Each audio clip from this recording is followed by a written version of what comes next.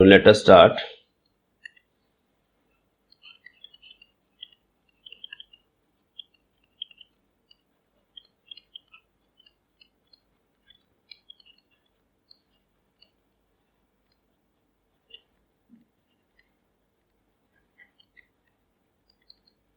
Small sizes means molecular or atomic sizes.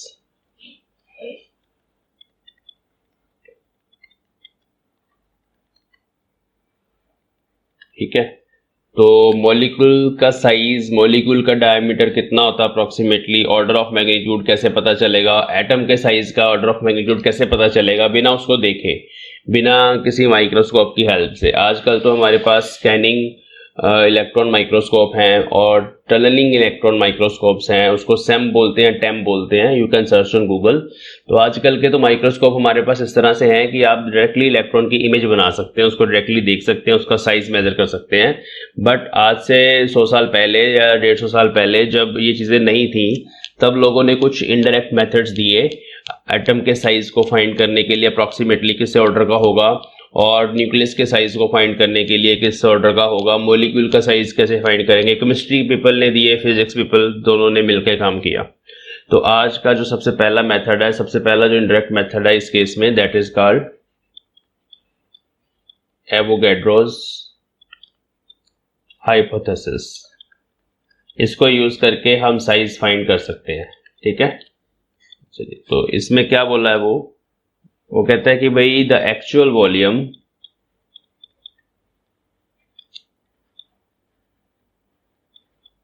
occupied by 1 gram of atoms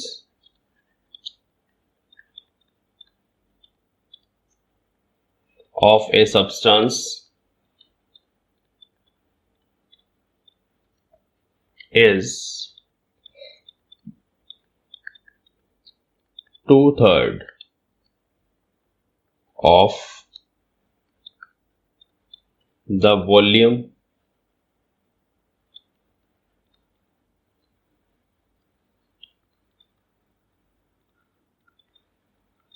occupied by the substance।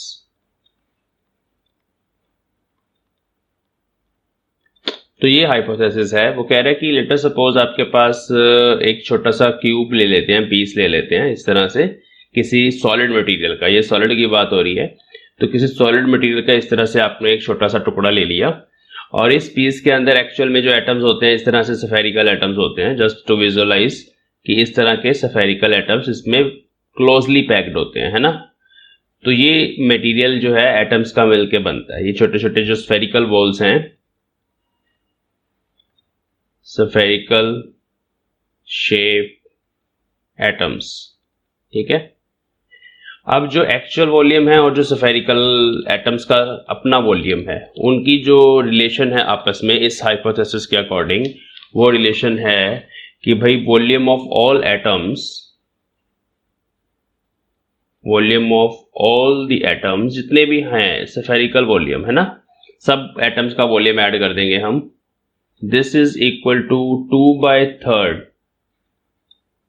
Of volume of substance. तो इस relation को use करके we can estimate the radius of this atom, है ना, उसको हम estimate करेंगे। अभी देखना कैसे, बहुत आसान है। Let me right these things. हम मान लेते हैं कि ये छोटा सा जो एक एटम है उसकी जो रेडियस है दैट इज स्मॉल आर, उसको स्फेरिकल शेप का माना और उसकी रेडियस स्मॉल आर मान ली हमने। ठीक है, ओके। एंड इसके साथ साथ the small m is given mass, capital M is atomic mass, atomic weight या mass, ठीक है। Capital M is atomic mass and N is Avogadro number। ये कुछ चीजें जो है ये हमें चाहिए होंगी। N is Avogadro number। Okay, तो अभी हम यहाँ पर volume of all the atoms अगर लिखना चाहें तो कैसे लिखेंगे। सबसे पहले आई कैन राइट कि सिंगल एटम का जो वॉल्यूम है, क्योंकि स्फेरिकल शेप का है तो एक एटम का volume 4/3 pi r cube. This is the volume of single atom. इसको हम मल्टीप्लाई कर देते हैं कि अगर मुझे स्मॉल एम गिवन मास दिया गया है, इसका मास है स्मॉल एम, तो उसमें कितने नंबर ऑफ एटम्स होंगे उससे इसको मल्टीप्लाई कर देते हैं। तो ये आपने मोल कंसेप्ट में पढ़ा हुआ है। हम यहाँ पर उसको कर देते हैं राइट हैंड साइड पे, मैं यहाँ पे कर देता हूँ इसको। तो बहुत आसान होता है बच्चों, देखो 1 ग्राम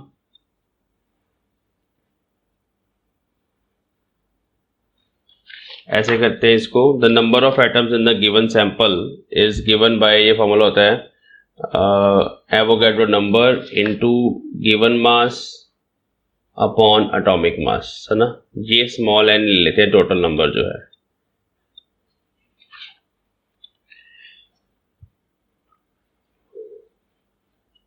इस फैक्टर को कैसे सॉल्व करना है आई थिंक आपको पता है सबको, ये कैसे आया।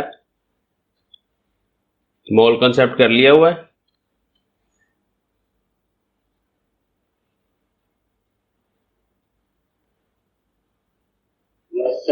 Yes sir. बस ठीक है, फिर वहीं से आया ये।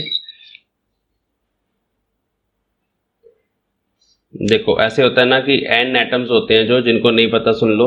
n एटम्स होते हैं मतलब एवोगैड्रो नंबर ऑफ एटम्स का जो मास होता है that is m grams.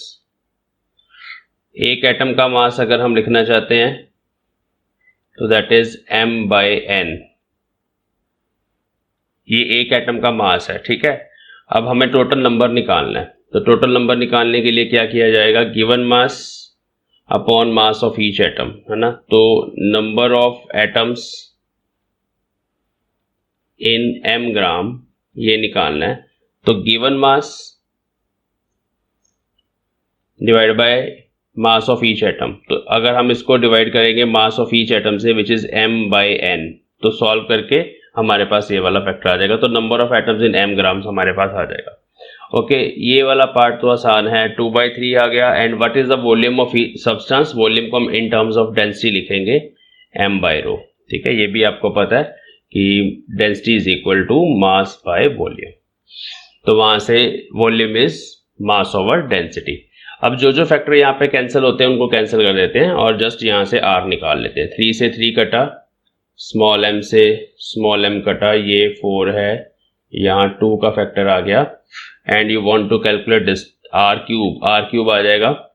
Capital M ऊपर चला गया अपॉन 2 पाई n जो है, ये 2 नीचे चला गया, पाई नीचे चला गया, और n एवोगैड्रो नंबर ये भी नीचे चला गया, और यहाँ पे रो।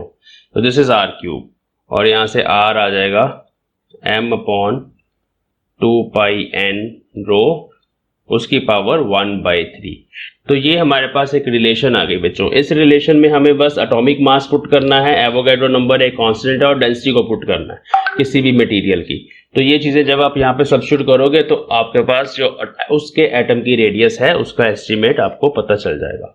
तो this is Avogadro's hypothesis. Just इस स्टेटमेंट से आपने इसको प्रूव कर देना, ठीक है। ये स्टेटमेंट लिखेंगे। यहाँ पर ये वाला फैक्टर जो है इसको ध्यान में रखना, ये कैसे आया। It is actually the number of atoms in m grams, ठीक है।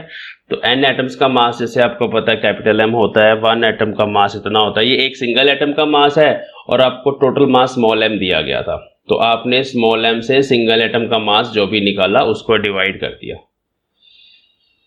m/n कर दिया, ठीक है। तो ये जब आप करेंगे तो you will get this factor. तो this is the first method, Avogadro's method to find the atomic size. अब ऐसे ये एक मॉलिक्यूलर साइज को फाइंड करने के लिए हमारे पास टेक्निक है, उसमें हम ऑलिक एसिड यूज करते हैं। एनसीईआरटी में ऑलिक एसिड यूज किया गया है। ऑलिक के अलावा आप किसी भी एसिड या किसी भी लिक्विड के मॉलिक्यूल का साइज इस मेथड से फाइंड कर सकते हैं। तो size of A molecule of a liquid,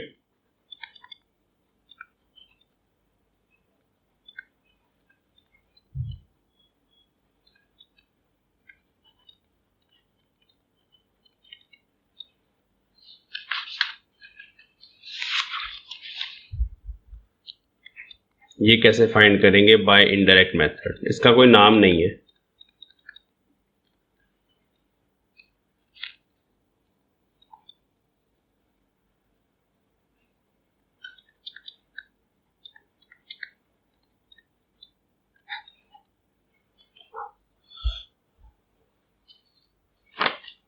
इसके लिए एक सॉल्यूशन बनाया जाता है, मैं आपको समझा देता हूं, फिर आप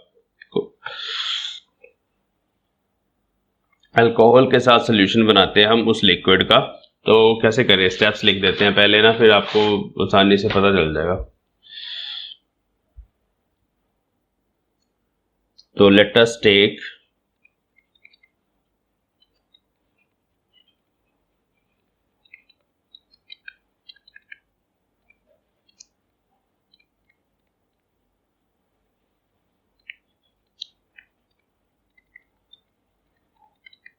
ऑलिक एसिड, ठीक है। ओके, इसमें क्या करना है, we will generate a mono molecular layer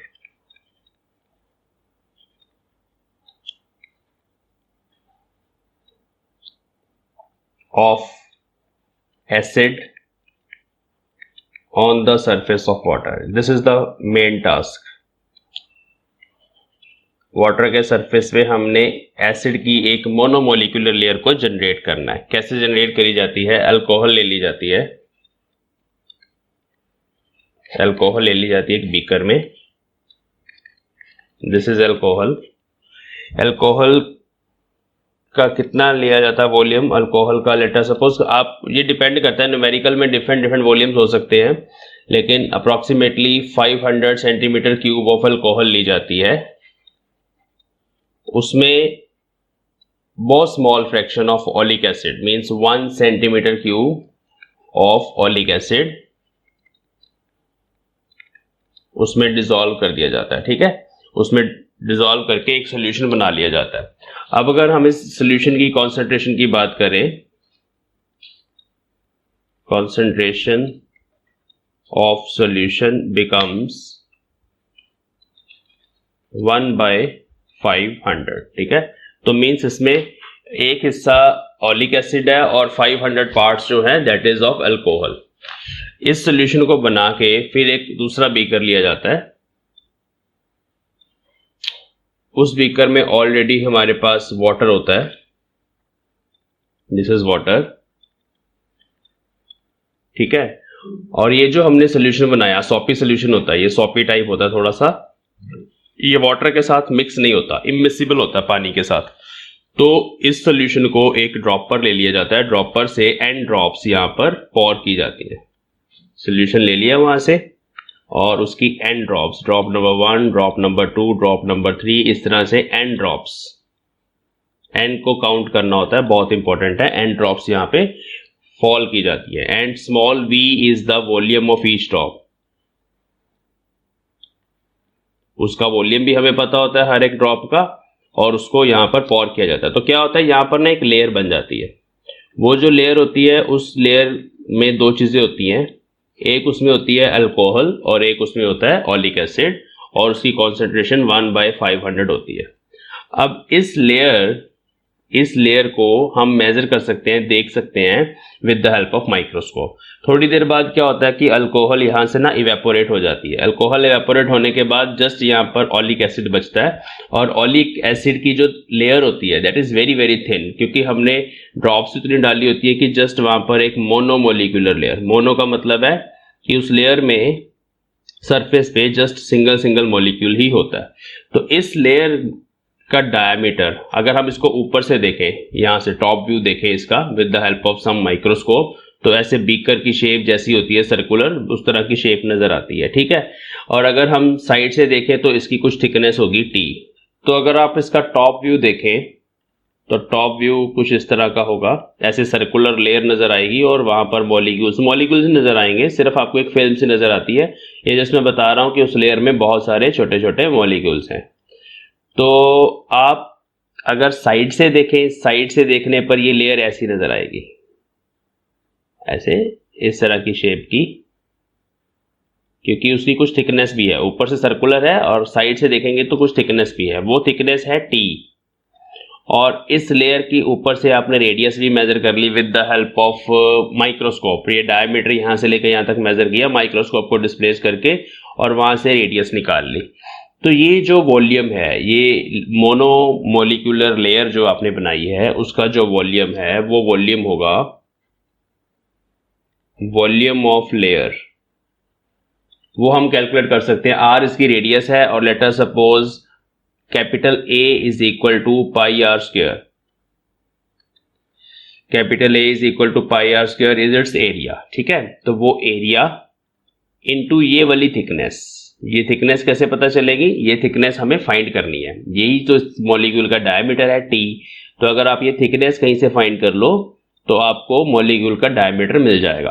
तो ये टी हमें निकालना है, ए हमने एक्सपेरिमेंटली कैलकुलेट कर लिया। अब कैसे निकालेंगे, ये वॉल्यूम किस चीज के बराबर है, this volume is equal to the volume of n drops, जो हमने एन ड्रॉप्स ऊपर से पोर करी थी उसके वॉल्यूम के बराबर है। तो उसका वॉल्यूम है हमारे पास n टाइम्स v, जैसे मैंने बताया था कि v is the volume of each drop and we have poured n drops there, तो this is the volume of n drops. लेकिन इस वॉल्यूम में दो चीजें हैं, इस वॉल्यूम में अगर हम nv की बात करें इसमें दो चीजें थी, इसमें थी ओलिक एसिड प्लस अल्कोहल। ठीक है, बट यहां से अल्कोहल इवेपोरेट हो चुकी है, तो सिर्फ हमें वॉल्यूम यहाँ पे लेना है ओलिक एसिड का। तो ओलिक एसिड का वॉल्यूम कितना था, उसकी कॉन्सेंट्रेशन है 1/500, तो it will be divide by 500। तो this is your equation number 1, this is your equation number 2। ये सारे मॉलिक्यूल्स जितने भी वहां पर हैं और उन सब का जो एरिया बना है ये उनका वॉल्यूम है, और ये है जो हमने पोर किया था। तो इन दोनों को इक्वेट करके हम यहां से T निकाल सकते हैं, विच इज NV/A इंटू 500। तो इसको सॉल्व करके नंबर ऑफ ड्रॉप्स हमें पता है, वॉल्यूम ऑफ ईच ड्रॉप हमने ड्रॉपर होता है, ड्रॉपर उसकी हेल्प से हम देख लेते हैं, ऐसे ड्रॉपर होता है यहाँ से पोर होती रहती है, तो हम देख लेते हैं कितना वॉल्यूम हर बार जा रहा है। तो V हमें पता है, स्मॉल n पता है, और एरिया हमने एक्सपेरिमेंटली कैलकुलेट कर लिया with the help of microscope, और इस फैक्टर से वी कैन फाइंड T। तो T will give you the thickness of layer. तो here T is thickness of layer which is equal to diameter of oleic acid molecule. चलो, तो ये हमारे पास last method था, इनडायरेक्ट मेथड। अब हम एक छोटा सा देखेंगे कॉन्सेप्ट की, how the size of nucleus was estimated by the Rutherford. आपने शायद केमिस्ट्री में सुना होगा रदरफोर्ड्स अल्फा स्कैटरिंग एक्सपेरिमेंट। तो लेट अस स्टडी एस्टिमेशन, ये भी इनडायरेक्ट मेथड है एक, estimation of size of nucleus in Rutherford's alpha scattering experiment. ये एक्सपेरिमेंट किया था रदरफोर्ड ने,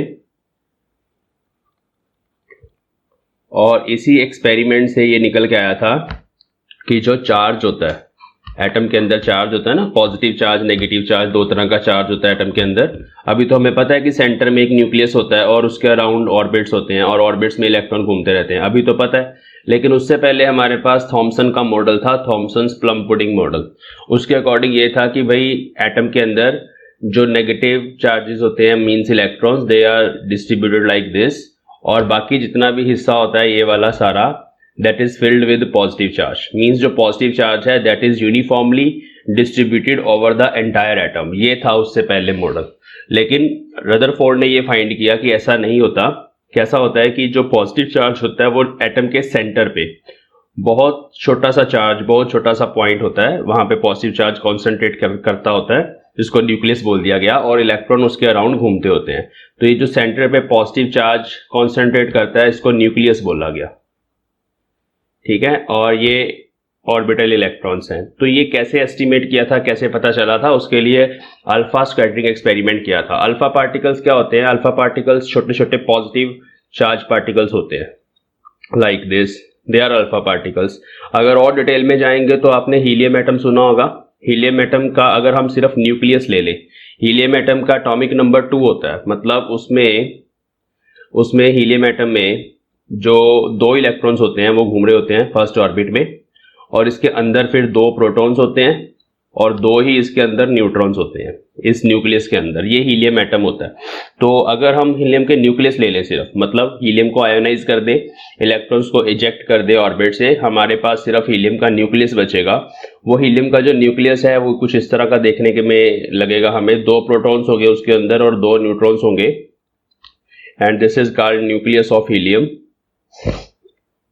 उस टाइम नहीं पता था कि ये जो अल्फा पार्टिकल्स हैं ये हीलियम की न्यूक्लियस हैं। उस टाइम सिर्फ इतना पता था कि जो अल्फा पार्टिकल्स हैं they are positive charge particles, और वो किसी रेडियो एक्टिव एलिमेंट से निकलते हैं, इस तरह के एलिमेंट से निकलते हैं जो अनस्टेबल हैं, अपने आप वहां से निकलते हैं, तो उनको अल्फा पार्टिकल्स बोल दिया गया था, उनका नाम अल्फा रख दिया गया था। 3 तरह की रेज निकलती थी, आपने थोड़ा 10th क्लास में सोर्सेज ऑफ एनर्जी में पढ़ा होगा। अल्फा, बीटा और गामा 3 तरह के पार्टिकल्स किसी रेडियो एक्टिव सैंपल से निकलते थे, उनके नाम ऐसे रख दिए थे। जिनके बारे में नॉलेज नहीं होती थी ना उस टाइम पे, जब भी नया रिसर्च होता है उनको एक नाम दे देते हैं, अल्फा दे दिया, बीटा, गामा, एक्स रेज को एक्स बोल दिया, तो इस तरह से नाम दे देते हैं। तो अल्फा पार्टिकल जो थे वो हीलियम के न्यूक्लियस है, पॉजिटिव चार्ज पार्टिकल। तो ऐसे एक गोल्ड का फॉइल लिया गया, फॉइल समझते हो, जस्ट ए पेपर, बहुत thin paper sheet of gold ऐसे ली गई, और उस पे अल्फा पार्टिकल्स को ऐसे प्रोजेक्ट किया गया। तो क्या देखा कि most of the alpha particle तो ऐसे निकल जाते हैं, सामने पार कर जाते हैं बहुत सारे अल्फा पार्टिकल्स, लेकिन a very few number of alpha particles यहां पर ऐसे पहुंच के स्ट्राइक करके वापस बाउंस बैक करते हैं। मतलब ऐसे गया पार्टिकल, स्ट्राइक किया, बाउंस बैक, बिल्कुल पीछे, मींस उसके सामने कुछ ऐसी चीज है जो उस पर भी पॉजिटिव चार्ज होना चाहिए, जो इसको इतना ज्यादा फोर्स लगा के बाउंस बैक कर रही है। तो वो जो चीज है उस गोल्ड फॉइल में, that was nucleus of the gold atom. तो न्यूक्लियस का गोल्ड एटम का न्यूक्लियस था वो। ओके, तो कैसे एस्टिमेट करेंगे इसके न्यूक्लियस की रेडियस, उसके लिए एक डायग्राम बना देते हैं। ये गोल्ड का न्यूक्लियस मान लो, थोड़ा बड़ा बनाया मैंने, और ये अल्फा पार्टिकल का न्यूक्लियस मान लो, ठीक है।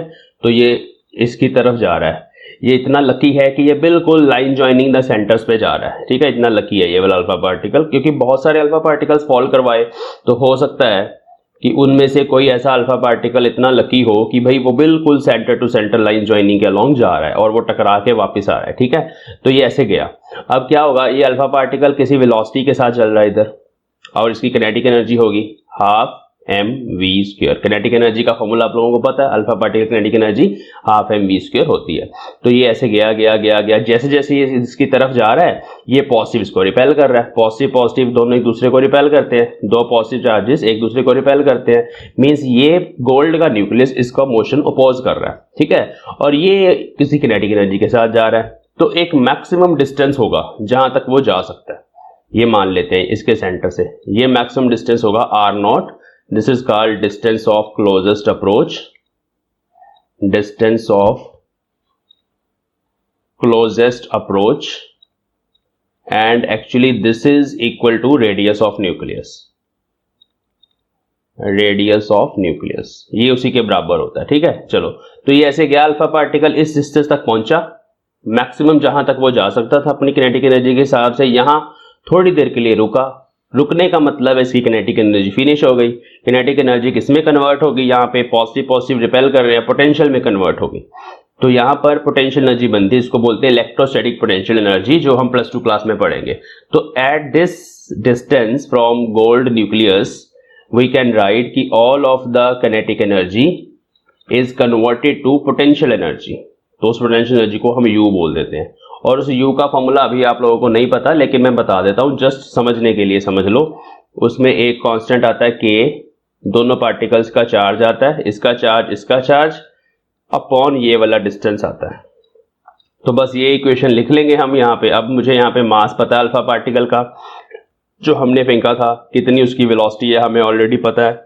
यहाँ पर दोनों पार्टिकल्स का चार्ज हमें पता है कितना उन पे चार्ज है, और यहाँ से K की वैल्यू भी हमें पता होती है, और यहाँ से हम R0 फाइंड कर लेते हैं। तो वो जो R0 होती है वो होती है रेडियस ऑफ न्यूक्लियस। तो थ्योरेटिकली हमने फाइंड किया। अब इसको देखो, अगर हम बोले एक्सपेरिमेंटली फाइंड कैसे करें, एक्सपेरिमेंट भी हो रहा है यहाँ पर, और कुछ थ्योरेटिकल इक्वेशन भी हमारे पास आ रही। हाँ जी, ये एक एग्जाम्पल देखो।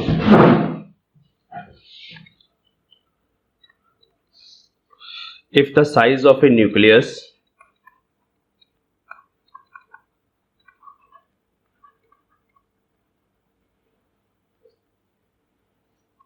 (10⁻⁻15 मीटर होता है, is scaled to the tip of a sharp pin, उसका भी साइज दिया गया है, शार्प पिन की जो टिप है 10⁻⁵ मीटर, देन व्हाट रफली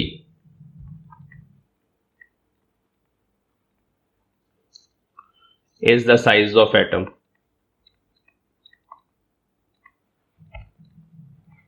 ये एनसीईआरटी क्वेश्चन है, ठीक है। इसमें बोला गया कि ये हमारे पास मान लो न्यूक्लियस है बहुत छोटा, हमने इसको स्केलिंग कर दी, इसको बड़ा कर दिया, इसको बड़ा करके हम इसको ले गए टिप ऑफ द पिन के बराबर, ठीक है। ये न्यूक्लियस का साइज है 10⁻⁻15 मीटर, हमने बड़ा करके 10⁻⁵ मीटर पे ले गए। तो इसका मतलब है जो एटम है पूरा वो भी बड़ा हो जाएगा ना, तो एटम कितना बड़ा हो जाएगा ये हमें बताना है, ठीक है।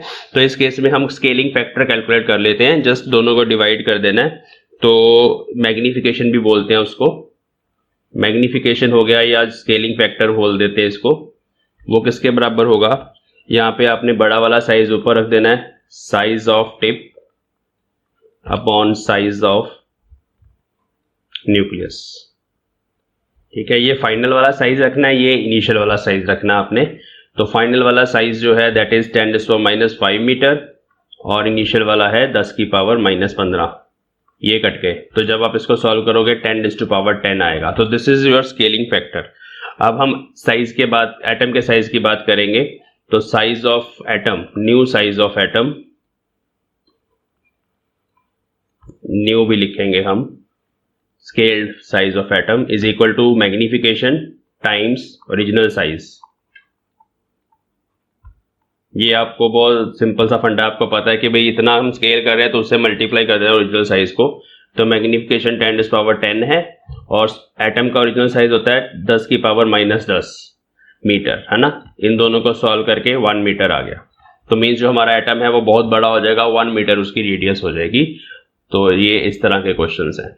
एक और एग्जांपल देख लेते हैं इसकी। कह रहा है यूनिवर्स है, उसको छोटा करके अर्थ के बराबर ले आए। पूरे यूनिवर्स को श्रिंक कर दिया और अर्थ के साइज के बराबर कर दिया।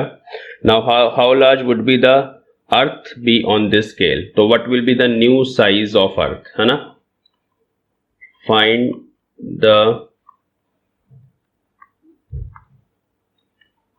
अर्थ कितनी छोटी हो जाएगी पे, अगर यूनिवर्स को अर्थ के बराबर कर देंगे तो अर्थ कितनी छोटी हो जाएगी। इसके लिए हमें फैक्टर्स दिए गए हैं।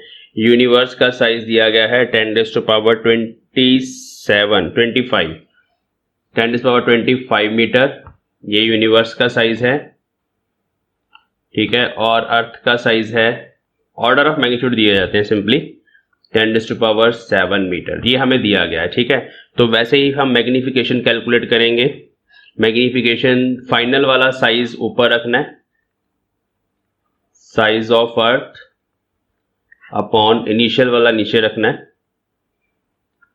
Size of universe. मैं यहां फॉर्मूला लिख दूं मैग्निफिकेशन का, final size upon initial size, ध्यान रखना, ठीक है। Okay, size of earth, size of universe, इनको सॉल्व करेंगे तो 10⁻⁻18 का फैक्टर आ जाएगा, ठीक है। Now apparent size of earth,